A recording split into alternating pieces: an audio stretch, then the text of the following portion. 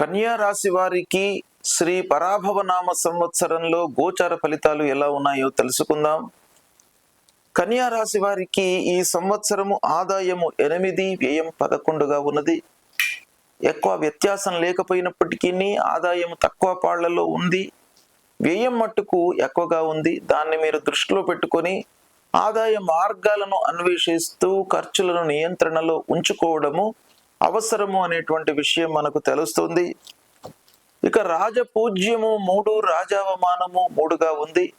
కాబట్టి మీకు కీర్తి ప్రతిష్టలు, తరువాత అపకీర్తి కూడాను సమపాళ్లలో ఉంది. దాన్ని కొంత మీరు పెంచుకోవడానికై ప్రయత్నాలు చేయండి.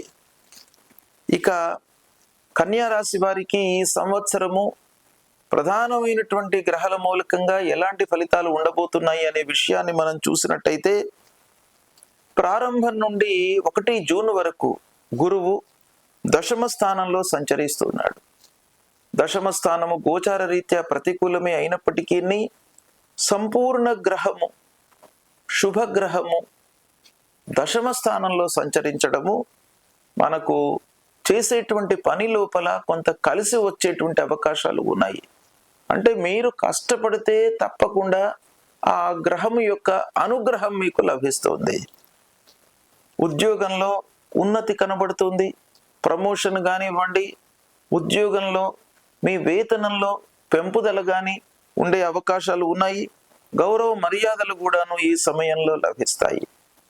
ఇక 31 అక్టోబర్ రోజున కర్కాటక రాశిలోకి ప్రవేశిస్తున్నాడు బృహస్పతి. కర్కాటక రాశి కన్యా రాశి వారికి బాగా కలిసి వస్తుంది. అంటే ఏకాదశ స్థానం అవుతుంది. ఏకాదశ స్థానము లాభస్థానము. అన్ని విధాలుగా మీరు చేపట్టినటువంటి కార్యక్రమాలలో విజయము లభించే అవకాశాలు బాగా ఉన్నాయి. అందరి యొక్క సహాయ సహకారాలు అందుతాయి. ముఖ్యంగా కుటుంబ పెద్దల యొక్క సహాయ సహకారాలు మీకు అందుతాయి. ఇక 31 అక్టోబర్ తరువాత 12వ స్థానంలోకి గురువు వస్తున్నాడు. అంటే సింహరాశిలోకి వస్తున్నాడు అన్నమాట. సింహరాశిలోకి రావడం మూలకంగా ద్వాదశ స్థానం అవుతుంది. ద్వాదశ స్థానము ఖర్చులను ఇచ్చేటువంటి స్థానం. విదేశీ అవకాశాలు మట్టుకు కనబడుతున్నాయి. ఇక మళ్ళీ 24 జనవరి వక్రరీత్యా మళ్ళీ కర్కాటక రాశిలోకి వస్తున్నాడు. ఆ కర్కాటక రాశిలోకి రావడం మూలకంగా మళ్ళీ ఆదాయం పెరుగుతుంది, సంతృప్తిగా ఉంటారు. ఈ విధంగా గురువు యొక్క ఫలితాలు ఈ సంవత్సరం మీకు ఉన్నాయి. ఇక శనీశ్వరుడి విషయం చూసినట్టయితే సప్తమ స్థానంలో సంచరిస్తున్నాడు. సప్తమ స్థానము కొంత మనకు ఇబ్బందిని కలిగించేటువంటి స్థానం. అంటే మన దాంపత్యానికి పరీక్షా సమయము. మీకు ఓపిక కావాలి. కుటుంబంలో అనవసరమైనటువంటి విషయాలను చర్చించకుండా భార్యతో కానివ్వండి, పిల్లలతో కానివ్వండి, కుటుంబ పెద్దలతో కానివ్వండి, ఎంతవరకు అవసరమో అంతవరకే మీరు చర్చిస్తూ ముందుకు వెళ్ళాలి అనేటువంటి ఒక స్థితి ఈ శని మూలకంగా మనకు తెలుస్తుంది. ఇక ఇదే సమయంలో రాహువు 6వ స్థానంలో సంచరిస్తున్నాడు, అనుకూలంగా ఉన్నాడు. 6వ స్థానంలో సంచరించడం మూలకంగా శత్రువుల మూలకంగా మీకు విజయం కలుగుతుంది.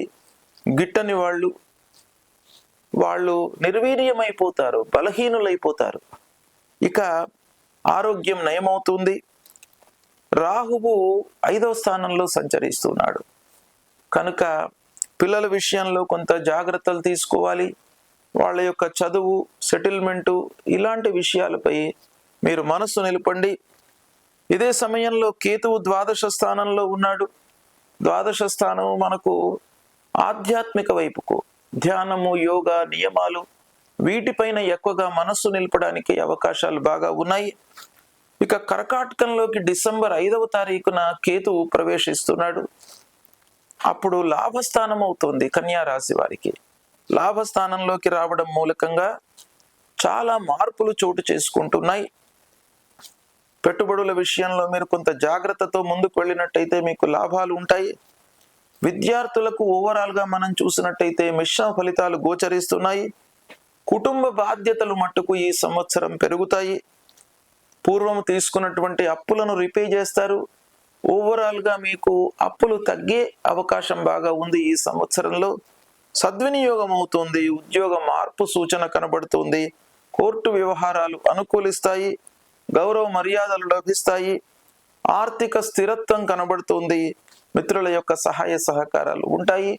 ఈ విధంగా కన్యా రాశి వారికి ఓవరాల్గా చూసినట్టయితే ఈ పరాభవనామ సంవత్సరము శుభప్రదంగా ఉంటుంది. శుభం.